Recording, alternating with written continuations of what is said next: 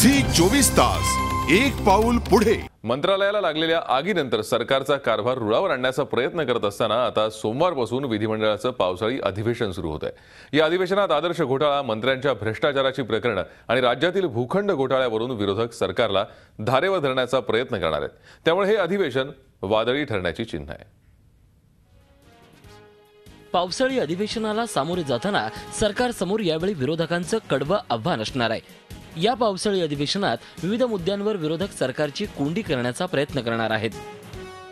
मंत्रालयाला लागलेली आग आटोक्यात आणण्यास आलेलं अपयश, आदर्श घोटाळा प्रकरणामुळे सरकारची झालेली बदनामी, पाटबंधारे प्रकल्पाचा अनपेक्षित वाढलेला खर्च, जलसंपदा मंत्री सुनील तटकरेंवर झालेले जमीन घोटाळ्याचे आरोप, सिंचनाची श्वेतपत्रिका काढण्याची मुख्यमंत्र्यांनी केलेली घोषणा, राज्यातील दुष्काळाची स्थिती आणि लांबलेला पाऊस, शेतकऱ्यांना सहकारी बँकांकडून पीक कर्ज मिळण्यात येत असलेल्या अडचणी, कोकणातील अनधिकृत खनिज उत्खनन, अशा विविध मुद्द्यांवर विरोधक सरकारला घेरण्याचा प्रयत्न करणार आहेत।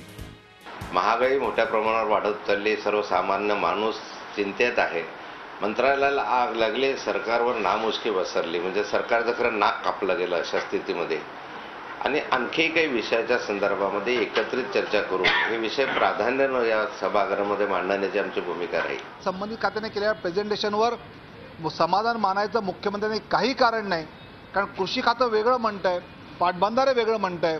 याबाबतची सविस्तर माहिती घेऊन श्वेतपत्रिका काढलीच गेली पाहिजे असं विरोधी पक्ष म्हणून आमचं म्हणणं आहे आणि येत्या पावसाळी अधिवेशनामध्ये आम्ही हा विषय लावून धरणार आहोत। विरोधकांचा हा हल्ला परतवण्याची सरकारनं तयारी सुरू केली आहे। मात्र मंत्रालयाला लागलेल्या आगीमुळे सरकारसमोर बऱ्याच अडचणी असणार आहेत।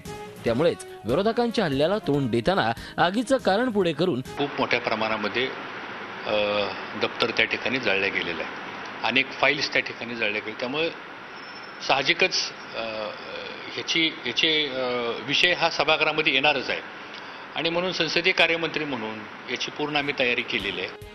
कर्नाटक सरकारनं बेळगाव महापालिका बरखास्त केल्या प्रकरणाचा मुद्दा देखील या अधिवेशनात विरोधकांतर्फे उपस्थित केला जाणार आहे।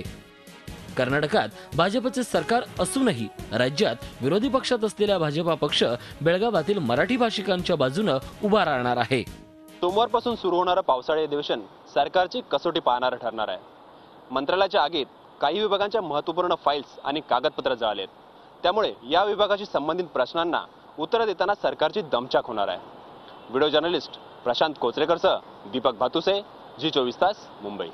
झी 24 तास एक पाऊल पुढे।